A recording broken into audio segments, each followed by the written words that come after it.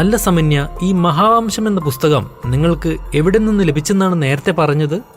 2001 ഗുജറാത്തിലെ ഘാംബട്ട് സമുദ്രത്തിന്റെ അടിത്തട്ടിൽ നിന്ന് ശ്രീകൃഷ്ണ ഭഗവാന്റെ ദ്വാരകയുടെ അവശിഷ്ടങ്ങൾ കണ്ടെത്തിയിരുന്നു.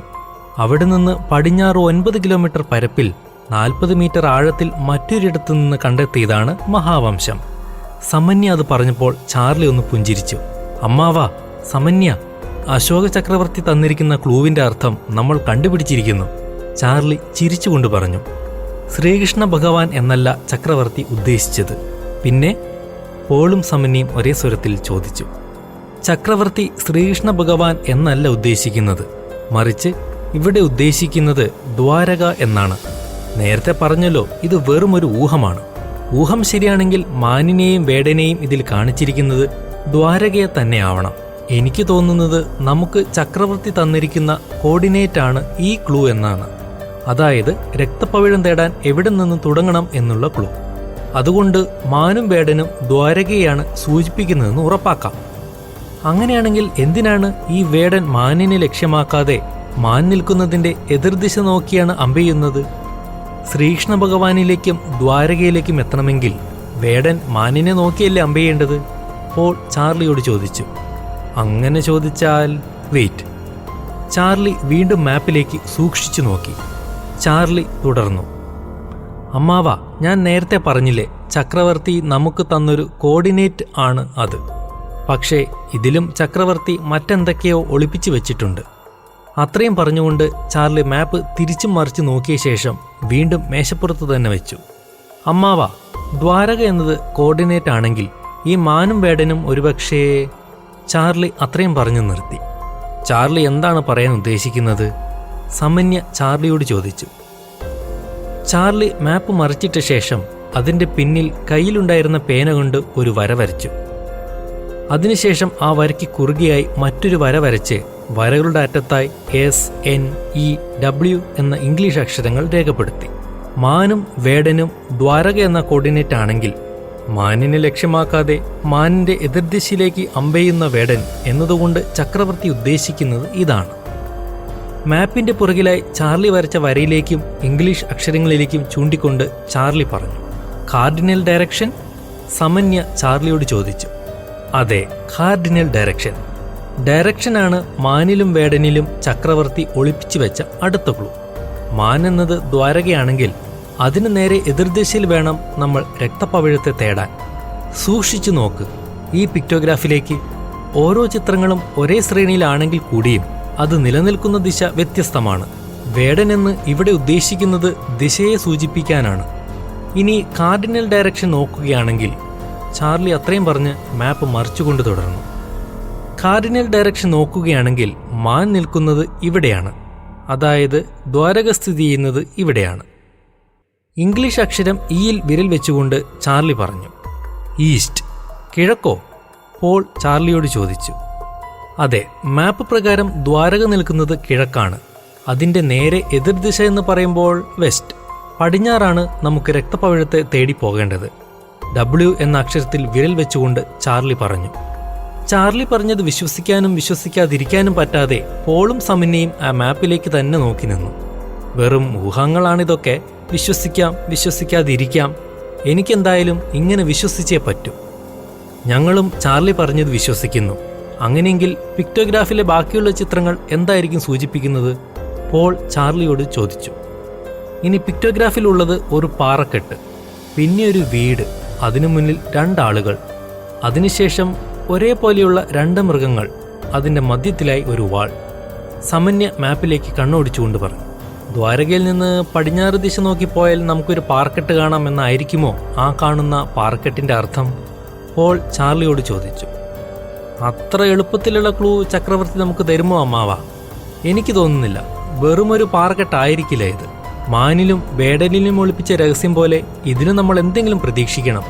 പിക്ടോഗ്രാഫിലെ പാറക്കെട്ടുകൾക്ക് മുകളിലൂടെ കൈവിരൽ ഓടിച്ചുകൊണ്ട് ചാർലി പറഞ്ഞു. പാറക്കെട്ടുകൾക്ക് വേറെ എന്തർത്ഥം ചാർലി? ഈ പാറക്കെട്ടുകൾ ശരിക്കും ശ്രദ്ധിച്ചോ അമ്മാവ?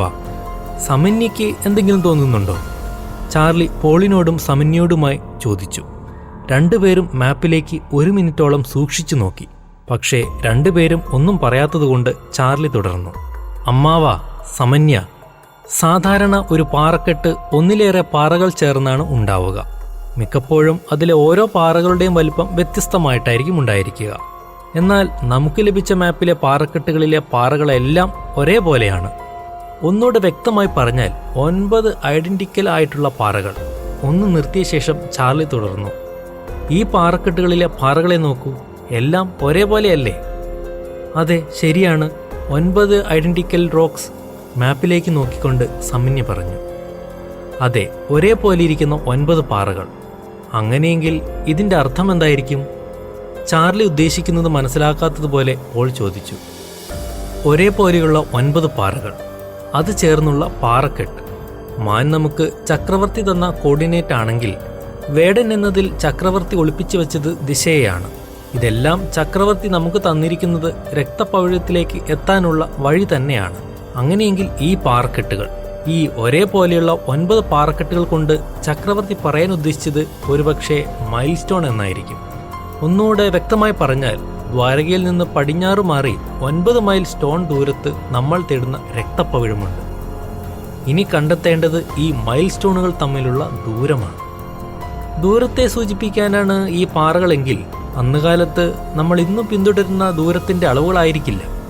അതെ അമ്മാവ, ഇന്നത്തെ ദൂരത്തിന്റെ അളവുകൾ വെച്ച് നമുക്ക് ഒരിക്കലും പ്രാചീന കാലത്തിലെ ദൂരത്തെ അളക്കാൻ സാധ്യമല്ല. അപ്പോ നമുക്ക് കണ്ടുപിടിക്കേണ്ടത് ഈ പാറക്കെട്ടുകൾ അഥവാ ഈ മൈൽ സ്റ്റോണുകൾ തമ്മിലുള്ള ദൂരമാണ്. വെയിറ്റ്, അതിനുത്തരം ഞാൻ തരാം. സമന്യ അത്രയും പറഞ്ഞുകൊണ്ട് ലൈബ്രറിയിലെ ഷെൽഫുകളിലേക്ക് നോക്കി. അവൾ പിന്നിലേക്ക് നടന്നു. മറ്റൊരു പുസ്തകവുമായിട്ടാണ് അവൾ അവരുടെ അടുത്തേക്ക് വന്നത്. ചാണക്യൻ എഴുതിയ അർത്ഥശാസ്ത്രമാണിത്. പ്രാചീന ഇന്ത്യയിലെ അളവുതൂക്ക സമ്പ്രദായങ്ങളെപ്പറ്റി ഇതിൽ പ്രതിപാദിക്കുന്നുണ്ട്. പുസ്തകത്തിന്റെ പേജുകൾ മറിക്കുന്നതിനിടയിൽ സമന്യ പറഞ്ഞു. എന്തൊക്കെയാണവ? അങ്കുലം, ചാൺ, മുഴം, ഗജം, മാറ്, കാതം, നാഴിക, യോജന എന്നിവയായിരുന്നു ദൈർഘ്യമാനങ്ങൾ. ത്രുടി, നിമിഷം, വിനാഴിക, നാഴിക, ദിവസം, പകൽ, രാത്രി, പക്ഷം, മാസം, ഋതു, അയനം, സംവത്സരം, യുഗം എന്നിങ്ങനെയായിരുന്നു കാലയളവുകൾ. ആഴക്ക്, ഉഴക്ക്, ഉരി, നാഴി, ഇടങ്ങഴി, പറ, ഒറ എന്നിങ്ങനെയായിരുന്നു അളവുകൾ. നെന്മണി, കുന്നിക്കുരു, മഞ്ചാടി, പണമിട, പലം എന്നിങ്ങനെയായിരുന്നു തൂക്കങ്ങൾ. സമന്യ അത്രയും പറഞ്ഞുകൊണ്ട് ചാർലിയെ നോക്കി. ചാർലി വീണ്ടും മാപ്പിലെ പാറക്കെട്ടുകളിലേക്ക് നോക്കി. കാതം, നാഴിക, യോജന. ചാർലി മാപ്പിലേക്ക് നോക്കിക്കൊണ്ട് പറഞ്ഞു. സമന്യ ഒന്നുകൂടെ അത് വായിച്ചേ. ചാർലി ആവശ്യപ്പെട്ട പ്രകാരം അവൾ വീണ്ടും പുസ്തകങ്ങളിലെ അളവുകൾ വീണ്ടും വായിച്ചു. അവൾ വായിച്ച് മുഴുവനാക്കിയപ്പോൾ പെട്ടെന്ന് ചാർലി ചിരിച്ചു. He is clever, very clever. Charlie ചിരിച്ചുകൊണ്ട് പറഞ്ഞു. സമന്യയും പോളും ഒന്നും മനസ്സിലാകാതെ മുഖത്തോട് മുഖം നോക്കി. അമ്മാവാ, സമന്യേ, പാറക്കെട്ടിലെ അടുത്ത ക്ലൂ. മഹാനും അതിബുദ്ധിമാനുമായ ചക്രവർത്തി ഒളിപ്പിച്ചു വെച്ച അടുത്ത ക്ലൂ നമ്മൾ കണ്ടെത്തിയിരിക്കുന്നു. ഈ പാറകളിലേക്ക് നോക്കൂ. ഒരേപോലെ എന്നല്ലാതെ വേറെ ഏതെങ്കിലും നിങ്ങൾക്ക് കാണാൻ സാധിച്ചോ? ചാർലി തുടർന്നു. സൂക്ഷിച്ചു നോക്ക്. മൊത്തം 9 പാറകൾ. അതിൽ 5 പാറകൾക്ക് വെളുത്ത നിറം, ബാക്കിയുള്ള 4 പാറകൾക്ക് കറുത്ത നിറം. അതെ, അത് ശരിയാണല്ലോ. 5 പാറകൾ വെള്ളാരം പാറകളും 4 കറുത്ത പാറകളും. മാപ്പിലേക്ക് നോക്കി പോൾ പറഞ്ഞു. 5 പകലുകൾ 4 രാത്രികൾ, അതാണ് അതിനർത്ഥം. വെളുത്ത പാറകൾ ഉദ്ദേശിക്കുന്നത് പകലിനെയാണ്. 5 പാറകൾ അതിനർത്ഥം 5 പകലുകൾ. പിന്നെ കാണുന്ന കറുത്ത പാറകൾ അതിനർത്ഥം രാത്രി എന്നാണ്. 4 പാറകൾ അതിനർത്ഥം 4 രാത്രികൾ. ചുരുക്കത്തിൽ 5 പകലും 4 രാത്രിയും ദൂരമുണ്ട്. ചാർലി ചിരിച്ചുകൊണ്ടാണ് അത് പറഞ്ഞത്. അങ്ങനെയെങ്കിൽ ദ്വാരകയിൽ നിന്ന് പടിഞ്ഞാറ് നീങ്ങി 5 പകലും 4 രാത്രിയുടെ ദൂരമുണ്ട് രക്തപൗഴത്തിലേക്ക്. അതെ അമ്മാവ. ബാക്കിയുള്ള ചിത്രങ്ങൾ, അതിലെന്താണ് ചക്രവർത്തി ഒളിപ്പിച്ചു വെച്ചിരിക്കുന്നത് ഇനി? സമന്യ ചാർലിയോട് ചോദിച്ചു. ഇനി മാപ്പിൽ ബാക്കിയുള്ളത് ഒരു വീടും അതിനു മുന്നിലായി നിൽക്കുന്ന 2 ആളുകൾ, പിന്നെ 2 മൃഗങ്ങൾ, അതിനു മധ്യത്തിലായി ഒരു വാളിന്റെ ചിത്രം, അല്ലേ? ചാർലി തുടർന്നു. ശരിക്കും ഇവിടെ ഉദ്ദേശിക്കുന്നത് വീടെന്നല്ലേ? ആ 2 ആളുകളെ ശ്രദ്ധിച്ചോ? അവരുടെ കയ്യിലെ ആയുധം കുന്തമാണ്. അങ്ങനെയെങ്കിൽ 2 പടയാളികളായി അവരെ കാണാം. വീടിന് കാവൽ നിൽക്കുന്ന പടയാളികളല്ല അവർ, മറിച്ച് കൊട്ടാരത്തിന് കാവൽ നിൽക്കുന്ന പടയാളികളാണ്. അതുകൊണ്ട് അത് വീടുമല്ല, രാജകൊട്ടാരമാണ്. പിന്നെ ഒരേപോലിരിക്കുന്ന ഈ മൃഗങ്ങൾ സിംഹമാണ്. കൊട്ടാരത്തിനകത്തുള്ള സിംഹങ്ങളെ എവിടെയാണ് കാണുക? രാജാവിൻ്റെ സിംഹാസനം. സിംഹാസനത്തിൻ്റെ മധ്യത്തിലെ വാൾ ഒന്നുകിൽ രാജാവിനെ ആയിരിക്കണം സൂചിപ്പിക്കുന്നത്, അല്ലെങ്കിൽ അവിടെ ആയിരിക്കണം നമ്മൾ തേടുന്ന രക്തപ്പവിഴവും. കാരണം അതാണ് നമ്മുടെ അവസാനത്തെ ക്ലൂ. അപ്പോൾ എങ്ങനെയാ പുറപ്പെടുകയല്ലേ അമ്മാവ? ചാർലി പോളിനോട് ചോദിച്ചു. പോളും സമന്യയും മുഖത്തോട് മുഖം നോക്കി. അപ്പോൾ സമന്യ പറഞ്ഞു തന്ന എല്ലാ വിവരങ്ങൾക്കും വളരെ നന്ദി. ഞങ്ങൾ ഇറങ്ങുകയാണ്. മേശപ്പുറത്തിരുന്ന മാപ്പ് മടക്കി സമന്യയെ നോക്കിക്കൊണ്ട് പോൾ പറഞ്ഞു. പോകട്ടെ. ചാർലിയും അവളോട് യാത്ര പറഞ്ഞു. ഉറപ്പാണോ? നിങ്ങൾക്ക് രക്തപ്പവിഴം എടുക്കാൻ സാധിക്കുമോ? അവൾ പോളിനെ നോക്കി ചോദിച്ചു. ചാർലി പോളിനെ നോക്കി. എനിക്ക് തോന്നുന്നത് നിങ്ങൾക്ക് സാധിക്കില്ല എന്നാണ്. ഒരുപക്ഷെ നിങ്ങൾക്കത് കണ്ടെത്താനാവും, പക്ഷെ അതിൽ സ്പർശിക്കാനാവില്ല. അവൾ ചിരിച്ചുകൊണ്ട് ചാർലിയോട് പറഞ്ഞു. എന്തോ ആലോചിച്ച ശേഷം ചാർലി പോളിനെ നോക്കിക്കൊണ്ട് പറഞ്ഞു. യെസ് അമ്മാവ, കന്യകമാർക്കല്ലാതെ മറ്റാർക്കും അതിൽ സ്പർശിക്കാനാവില്ലല്ലോ. അതല്ലാതെ ആര് സ്പർശിച്ചാലും കരിനാഗത്തിന്റെ വിഷം കൊണ്ട് മരിക്കുമെന്നല്ലേ? അതെ, കന്യകയല്ലാതെ വേറെ ആരും സ്പർശിച്ചാൽ വിഷം തീണ്ടി മരിക്കും. അതുകൊണ്ട് നിങ്ങൾക്കൊരു കന്യകയെ ആവശ്യമാണ്. സമന്യ ചാർലിയെ നോക്കി ചിരിച്ചുകൊണ്ട് പറഞ്ഞു. അമ്മാവാ, നമ്മുടെ വണ്ടിക്കകത്ത് ഒരാൾക്കൂടെ കയറാനുള്ള സ്ഥലമുണ്ടാകില്ലേ? ചാർലിയുടെ ചോദ്യത്തിന് പോൾ ഉണ്ടെന്ന് തലയാട്ടി. പോരുന്നോ ഞങ്ങളുടെ കൂടെ? ഒരു സിനിമാ ഡയലോഗ് പോലെ ചാർലി അവളോട് ചോദിച്ചു. പോളിന്റെ വീട്. രക്തപ്പവിഴം തേടിയുള്ള അവരുടെ അടുത്ത ഘട്ടത്തിന്റെ തയ്യാറെടുപ്പായിരുന്നു പോളിന്റെ വീട്ടിൽ നടന്നുകൊണ്ടിരുന്നത്. മേശപ്പുറത്തായി രക്തപ്പവിഴത്തിന്റെ മാപ്പിനൊപ്പം മറ്റൊരു മാപ്പ് നിവർത്തി വെച്ചുകൊണ്ട് ചാർലി അതിലേക്ക് നോക്കി നിൽക്കുകയായിരുന്നു. സമന്യയും പോളും അവന്റെ വശങ്ങളിലായി നിന്നുകൊണ്ട് ചാർലി നോക്കുന്നത് പോലെ മാപ്പിലേക്ക് നോക്കി നിന്നു.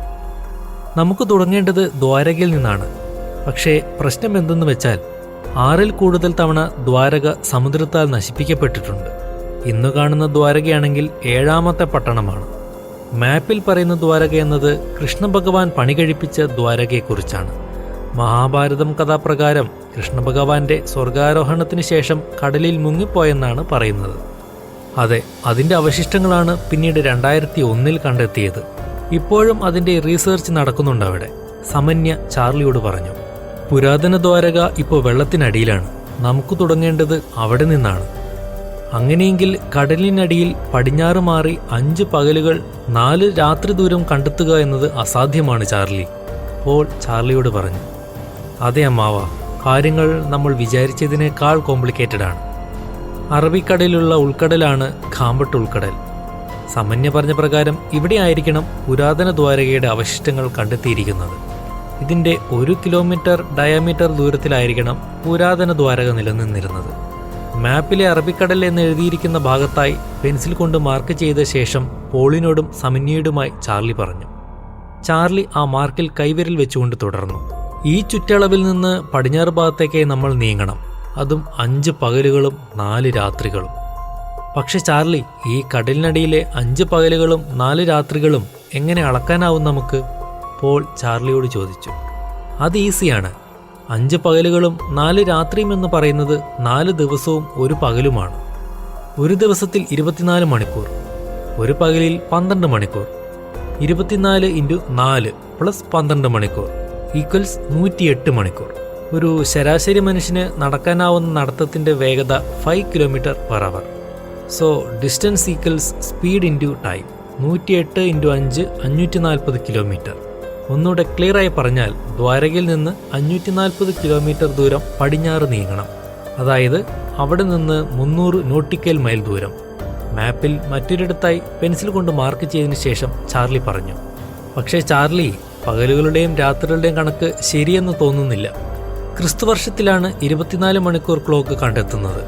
അതുപോലെ തന്നെ നവീന ശിലായുഗത്തിലെ പ്രധാന കണ്ടുപിടുത്തമായ ചക്രം കൊണ്ടുള്ള വാഹനങ്ങൾ അന്നുണ്ടായിരുന്നു. ചക്രം ദൂരം എന്ന തടസ്സത്തെ ഇല്ലായ്മ ചെയ്യുന്ന ഒന്നാണ്. 5 പകലുകളും 4 രാത്രികൾ എന്നതും എന്തിൻ്റെ അടിസ്ഥാനത്തിലാണെന്ന് നമുക്കറിയില്ല. ചക്രം കൊണ്ടുള്ള വാഹനങ്ങളാണെങ്കിൽ മണിക്കൂറിൽ 5 കിലോമീറ്റർ എന്നുള്ളത് മാറ്റേണ്ടതായി വരും. അതുപോലെ ഒരാളുടെ നടത്തത്തിൻ്റെ വേഗത 5 km/h എന്നത് പറയുന്നതിലും വ്യതിയാനമുണ്ടാവാം.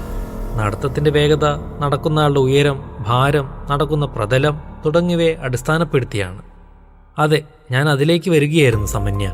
ദ്വാരകയിൽ നിന്ന് പടിഞ്ഞാറ് മാറി 300 നോട്ടിക്കൽ മൈൽ എന്നത് കൃത്യമായ ഒരു കോർഡിനേറ്റ് അല്ല. ഈ കാണുന്ന സ്ഥലത്ത് നിന്ന് മാപ്പിലെ മാർക്കിൽ കൈവിരൽ വെച്ചുകൊണ്ട് ചാർലി തുടർന്നു. ഈ കാണുന്ന സ്ഥലത്ത് നിന്ന് 10 കിലോമീറ്റർ ഡയമീറ്റർ ദൂരം അളവിൽ നമുക്ക് തിരയാം. സമന്യ പറഞ്ഞ ദൂരത്തിന്റെ എല്ലാ വ്യതിയാനങ്ങളും ഈ 10 കിലോമീറ്റർ ദൂരത്തിൽപ്പെടും. അതായത് ഈ പോയിന്റിന്റെ 10 കിലോമീറ്റർ ചുറ്റളവിൽ നമുക്ക് തിരയണം. തകർന്ന രാജകൊട്ടാരവും രാജാവിന്റെ സിംഹാസനവും നമുക്ക് കണ്ടെത്തണം. പോളും സമന്യയും മാപ്പിലേക്ക് നോക്കിയതല്ലാതെ മറുപടി പറഞ്ഞില്ല. പക്ഷേ അത് അത്ര ഈസി ആയിരിക്കില്ല ചാർലി. കോസ്റ്റ് ഗാർഡിന്റെ കണ്ണു വെട്ടിച്ച് അതും അത്രയും ആഴത്തിൽ തിരിയുക എന്നത് അല്പം റിസ്ക്കാണ്. എന്തെങ്കിലും സംശയം അവർക്ക് തോന്നിയാൽ, പ്രത്യേകിച്ച് ചാർലിയുടെ ക്രിമിനൽ പശ്ചാത്തലം മാത്രമല്ല, നല്ല അടിയൊഴുക്കുള്ളതാണ് അറബിക്കടലിന്റെ ഭാഗമായ ഖാംബട്ട് ഉൾക്കടൽ. പോൾ ചാർലി ഓർമ്മിപ്പിക്കും പോലെ പറഞ്ഞു. ശരിയാണ് അമ്മാവ, അല്പം റിസ്ക് തന്നെയാണ്. ജോർദനെ സാലിയറിൽ നിന്ന് നമുക്ക് രക്ഷിക്കേണ്ടേ? അതിനിതല്ലാതെ വേറൊരു ഓപ്ഷൻ ഇല്ല അമ്മാവ, ചാർലി തുടർന്നു. സമന്യയ്ക്ക് നീന്താൻ അറിയുമോ? ചാർലി സമന്യയോട് ചോദിച്ചു. അവൾ അറിയുമെന്ന് തലയാട്ടി. ഖാംബട്ട് ഉൾക്കടൽ, അറബിക്കടൽ. പിറ്റേന്ന് തന്നെ അവർ രക്തപവിഴം തേടിയുള്ള അവരുടെ യാത്ര ആരംഭിച്ചിരുന്നു. ചാർലിയുടെ ഒരു പഴയ ചങ്ങാതി വഴി ഒരു ബോട്ട് സംഘടിപ്പിച്ചുകൊണ്ട് മാപ്പിലെ സ്ഥലം ലക്ഷ്യമാക്കി അവർ പുറപ്പെട്ടു. അമ്മാവ coordinate 22.23 degree west, 68.97 degree west and 300 notes set ചെയ്തോളൂ, ബോട്ട് ഓടിച്ചുകൊണ്ടിരിക്കുകയായിരുന്ന പോളിനോടായി ചാർലി പറഞ്ഞു. സമന്യ, ഭയം തോന്നുന്നുണ്ടോ? ബോട്ടിൽ നിന്ന് വെള്ളത്തിലേക്ക് നോക്കി നിൽക്കുകയായിരുന്ന സമന്യയോട് ചാർലി ചോദിച്ചു. ഇല്ല ചാർലി, ഒരുപക്ഷെ പറഞ്ഞാൽ ചാർലി വിശ്വസിക്കില്ല. ഒരു ആർക്കിയോളജിസ്റ്റ് ആവാനുള്ള എൻ്റെ ഇൻസ്പിറേഷൻ എന്തായിരുന്നു എന്നറിയാമോ? സമന്യ ചാർലിയോട് ചോദിച്ചു. ചാർലി അവളുടെ മുഖത്തേക്ക് നോക്കി നിന്നു. ഇന്ത്യാന ജോൺസ്, ഹാരിസൺ ഫോർഡിന്റെ ഇന്ത്യാന ജോൺസ്, ചാർലി ചിരിച്ചുകൊണ്ട് ചോദിച്ചു. അതെ, കുട്ടിക്കാലത്ത് ആ ചിത്രം കാണുമ്പോഴൊക്കെ വലുതാവുമ്പോൾ ഇന്ത്യയെപ്പോലെ ആകണമെന്നായിരുന്നു ആഗ്രഹം. ഇപ്പോൾ ആഗ്രഹം സാധിച്ചില്ലേ? അല്ല, അങ്കിൾ പറയുന്നത് കേട്ടു ചാർലിയുടെ ക്രിമിനൽ പശ്ചാത്തലം എന്നൊക്കെ. സമന്യ ചോദ്യം മുഴുവനാക്കാതെ ചോദിച്ചു. ഓ അതോ, ഞാൻ കുറച്ചുനാൾ ജയിലിലായിരുന്നു. അപ്പനായി വരുത്തിവെച്ച കടബാധ്യതകൾ തീർക്കാനായി വീടിന്റെ ആധാരം ബാങ്കിൽ വെക്കേണ്ടി വന്നിരുന്നു. കിട്ടുന്ന വരുമാനം ബാങ്കിന്റെ തവണകൾ അടയ്ക്കാൻ കഴിയാതെ വന്നപ്പോൾ ബാങ്കുകാർ ജപ്തി നോട്ടീസുമായി ഒരിക്കൽ വീട്ടിൽ വന്നു. എന്തിന്റെയും ഡ്യൂപ്ലിക്കേറ്റ് ഉണ്ടാക്കുന്നതിൽ മിടുക്കനായിരുന്നു അച്ഛൻ. വീട് തിരിച്ചുപിടിക്കാൻ അപ്പന്റെ പണി ചെയ്യാൻ തീരുമാനിച്ചു. പട്യാല രാജാവിന്റെ നഷ്ടപ്പെട്ട നെക്ലസ് കണ്ടെത്തുന്നവർക്ക് ഉയർന്ന തുക പാരിതോഷം നൽകുന്നുണ്ടെന്ന് എൻ്റെ അനിയൻ ജോർദന്റെ ഒരു ചങ്ങാതി വഴി അറിഞ്ഞു. ജോർദൻ വഴി നഷ്ടപ്പെട്ടു പോയ നെക്ലസിന്റെ രൂപരേഖ ലഭിച്ചു. ഞാൻ അതിന്റെ ഡ്യൂപ്ലിക്കേറ്റ് ഉണ്ടാക്കാൻ തീരുമാനിച്ചു. പക്ഷേ അപ്പൻ്റെ അത്ര കഴിവ് മക്കൾക്ക് കിട്ടിയില്ലെന്ന് വേണം പറയാൻ. ടെസ്റ്റിംഗിൽ നെക്ലസ് ഒറിജിനൽ അല്ലെന്ന് തെളിഞ്ഞു. സർക്കാരിനെ ചീറ്റ് ചെയ്തെന്ന് പറഞ്ഞുകൊണ്ട് അവർ എനിക്കെതിരെ വഞ്ചനാക്കുറ്റത്തിന് കേസെടുത്തു. എനിക്ക് ജയിലിൽ കിടക്കേണ്ടി വന്നു, ചാർലി പറഞ്ഞ് അവസാനിപ്പിച്ചു. Charlie, ETA 2 minute, get ready, Paul ചാർലിയോട് പറഞ്ഞു. സമന്യ, 2 മിനിറ്റിനുള്ളിൽ നമ്മൾ സ്ഥലത്തെത്തും. ഈ സ്യൂട്ട് ധരിച്ചോളൂ. ഇതിലെ വയർലെസ് മൈക്കിലൂടെ വെള്ളത്തിൻ്റെ അടിയിൽ വെച്ച് നമുക്ക് പരസ്പരം സംസാരിക്കാൻ കഴിയും. അതുപോലെ ഈ ഓക്സിജൻ സിലിണ്ടർ വഴി ഓക്സിജനും ലഭിക്കും. സ്യൂട്ട് സമന്യയ്ക്ക് നൽകിക്കൊണ്ട് ചാർലി പറഞ്ഞു. അവൾ ചാർലിയെ ഒരു നിമിഷം നോക്കി നിന്നു. ഹേയ്, പേടിക്കേണ്ട, ഞാനില്ലേ, അവളുടെ കൈകൾ പിടിച്ചുകൊണ്ട് ചാർലി പറഞ്ഞു. സ്ഥലമെത്തി ചാർലി, ബോട്ടിന്റെ എഞ്ചിൻ നിർത്തിയ ശേഷം പോൾ ചാർലിയോട് പറഞ്ഞു. അമ്മാവാ, ഞങ്ങൾ റെഡിയാണ്. ഈ വയർലെസ് കയ്യിൽ വെച്ചേക്ക്. കോസ്റ്റ് ഗാർഡിന്റെ സാന്നിധ്യം ഉണ്ടായാൽ ഒന്ന് അറിയിച്ചേക്ക്. പോളിന്റെ കയ്യിലേക്ക് ഒരു വയർലെസ് ടോക്കി നൽകിക്കൊണ്ട് ചാർലി പറഞ്ഞു. സമന്യ, റെഡിയല്ലേ? അവൾ റെഡിയെന്ന് തലയാട്ടി. 3, 2, 1. ചാർലി അത്രയും പറഞ്ഞ് വെള്ളത്തിലേക്ക് എടുത്തു ചാടി. അതിന് പിന്നിലായി സമന്യയും കടലിന്റെ ആഴത്തിലേക്ക് ഊളിയിട്ടു. സ്യൂട്ടുമായി പെട്ടെന്ന് പരിചയമാവാൻ കഴിയാത്തതിന്റെ പ്രശ്നം സമന്യയ്ക്കുണ്ടെന്ന് മനസ്സിലാക്കിയ ചാർലി അവളുടെ കയ്യിൽ പിടിച്ച് അവളെയും കൊണ്ട് കടലിന്റെ ആഴങ്ങളിലേക്ക് കുതിച്ചു. ഇപ്പോൾ ഭയം മാറിയോ? കടലിന്റെ അടിത്തട്ടിലേക്കുള്ള യാത്ര അവൾ ആസ്വദിക്കുന്നുണ്ടെന്ന് മനസ്സിലായപ്പോൾ ചാർലി അവളോട് ചോദിച്ചു. അവൾ ചിരിച്ചുകൊണ്ട് തലയാട്ടി. ഗുഡ്, നമ്മൾ ഇനിയും താഴേക്ക് ഇറങ്ങുകയാണ്. ചാർലി അത്രയും പറഞ്ഞ് അവളുടെ കയ്യിൽ നിന്നും പിടിവിട്ടു. ചാർലിയെ അനുഗമിച്ചുകൊണ്ട് അവളും അവന് പിന്നിലായി കടലിന്റെ ആഴങ്ങളിലേക്ക് ഇറങ്ങി. നിമിഷ നേരത്തിനുള്ളിൽ അവർ കടലിന്റെ അടിത്തട്ടിലെത്തിയിരുന്നു. സമന്യ, നമ്മൾ അടിത്തട്ടിലെത്തിയിരിക്കുന്നു. അശോക ചക്രവർത്തിയെ കണക്ട് ചെയ്യുന്ന എന്തെങ്കിലും അല്ലെങ്കിൽ പഴയ കൊട്ടാരത്തിന്റെ ഭാഗങ്ങളോ കണ്ടാൽ പറയണം. കടലിന്റെ അടിത്തട്ടിൽ എത്തിച്ചേർന്ന ചാർലി സമന്യയോട് പറഞ്ഞു. അവൾ ശരിയെന്ന് പറയും വിധം തലയാട്ടി. മണിക്കൂറുകൾ കടന്നുപോയി. അവർക്ക് അശോക ചക്രവർത്തിയെ കണക്ട് ചെയ്യുന്ന എന്തെങ്കിലുമോ കൊട്ടാരത്തിന്റെ അവശിഷ്ടങ്ങളോ ഒന്നും തന്നെ കണ്ടെത്താനായില്ല. മതി സമന്യ, ഇന്ന് ഇത്ര മതി, നമുക്കിനി നാളെ വരാം. തിരച്ചിൽ നിർത്തി അവർ ബോട്ട് ലക്ഷ്യമാക്കി നീന്തി. ആദ്യം ബോട്ടിലേക്ക് കയറിയത് ചാർലിയായിരുന്നു. അതിനുശേഷം അവന്റെ കയ്യിൽ പിടിച്ചുകൊണ്ട് സമന്യയും കയറി. ചാർലി, എന്തായി? രക്തപവിഴം കണ്ടെത്തിയോ? ആകാംക്ഷയോടെ പോൾ ചാർലിയോട് ചോദിച്ചു. ഇല്ലമ്മാവ, നമ്മൾ വിചാരിച്ച അത്രയും ഈസിയല്ല കാര്യങ്ങൾ. എന്തുപറ്റി ചാർലി? പോൾ ചാർലിയോട് ചോദിച്ചു. നമ്മൾ വിചാരിച്ച അത്രയും അടിയൊഴുക്കില്ല താഴെ. അടിയൊഴുക്ക് കുറവായതുകൊണ്ട് വളരെ ഉറച്ച പ്രതലമാണ് ഈ കടലിന്റെ അടിത്തട്ട്. വ്യക്തമായ പ്ലാനില്ലാതെ ഇതിനിടയിൽ തിരയുന്നത് മണ്ടത്തരമാണ്. ഒരു കൊല്ലം തിരഞ്ഞാലും നമുക്കൊന്നും ലഭിക്കില്ല. മുഖത്തെ മാസ്ക് അഴിച്ചുകൊണ്ട് ചാർലി പറഞ്ഞു. പിന്നെ നമുക്ക് കുറച്ച് എക്യുപ്മെന്റ് സംഘടിപ്പിക്കണം. ഒരു സ്യൂട്ടും ഓക്സിജൻ സിലിണ്ടറും വയർലെസ് വാക്കി ടോക്കിയും പോരാമാവ. ഞാൻ നേരത്തെ പറഞ്ഞില്ലേ, വളരെ ഉറച്ച പ്രതലമാണ് കടലിന്റെ അടിത്തട്ട്. ഒരുപക്ഷെ അടിയൊഴുക്ക് കുറവായതുകൊണ്ടാകാം. അതുകൊണ്ട് തന്നെ പ്രതലത്തിൽ കുഴിച്ചു നോക്കൽ അസാധ്യമാണ്. മാഗ്നറ്റോമീറ്റർ, സൈഡ് സ്കാൻ സോണാർ, പിന്നെ ഒരു ബ്ലോവർ എന്നിവ സംഘടിപ്പിക്കണം അമ്മാവ. ഒന്നും മനസ്സിലാകാതെ പോൾ ചാർലിയെ നോക്കി നിന്നു. മാഗ്നറ്റോമീറ്റർ കൊണ്ട് നമുക്ക് എന്തെങ്കിലും തരത്തിലുള്ള ലോഹത്തിന്റെ സാന്നിധ്യം മനസ്സിലാക്കാം.